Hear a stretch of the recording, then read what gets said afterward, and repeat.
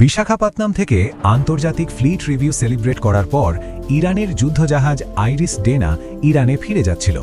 কিন্তু যখন জাহাজটি শ্রীলঙ্কার দক্ষিণে আন্তর্জাতিক জলসীমায় পৌঁছায়, ঠিক তখনই একটি আমেরিকান সাবমারিন তাদের ওপর টর্পিডো দিয়ে আক্রমণ করে। হঠাৎ এই আক্রমণে প্রবল ধাক্কা খায় আইরিস ডেনা। সঙ্গে সঙ্গেই জাহাজটি শ্রীলঙ্কা নৌবাহিনীকে একটি ডিস্ট্রেস সিগন্যাল পাঠায়।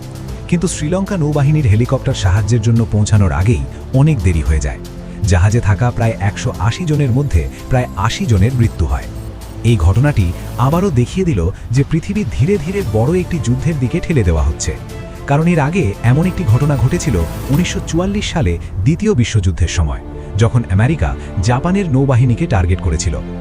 বিশ্বযুদ্ধের আশঙ্কা যেন দিন দিন আরও বাস্তব হয়ে উঠছে, কারণ গত রাতেই ইরান তুরস্কের দিকে একটি মিসাইল ছুড়েছিল। আপনাদের জানিয়ে রাখি, তুরস্ক একটি ন্যাটো সদস্য দেশ। ন্যাটোর আর্টিকেল 5 অনুযায়ী যদি কোনো সদস্য দেশের ওপর আক্রমণ হয়, তাহলে সব সদস্য দেশ একসাথে পাল্টা জবাব দিতে পারে। তবে গতকাল এই আর্টিকেলটি সক্রিয় করা হয়নি, কারণ মিসাইলটি তুরস্কের মাটিতে পড়েনি। এদিকে আমেরিকার ভেতরেও বিরোধ বাড়ছে। অনেক মানুষ ট্রাম্প প্রশাসনের বিরুদ্ধে কথা বলছে।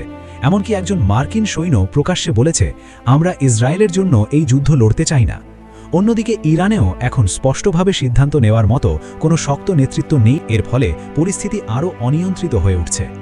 এদিকে তেল ও গ্যাসের দাম দ্রুত বাড়ছে। ভারতের কাছে মাত্র 20 থেকে 25 দিনের তেলের মজুদ রয়েছে। এই পরিস্থিতির প্রভাব পড়ছে ভারতের অর্থনীতিতেও। রুপি দুর্বল হচ্ছে এবং অবস্থা ধীরে ধীরে আরও খারাপ হচ্ছে। আপনার কি মনে হয়, এই পরিস্থিতি কি সত্যি তৃতীয় বিশ্বযুদ্ধের দিকে এগোচ্ছে? আপনার মতামত কমেন্টে অবশ্যই জানাবেন।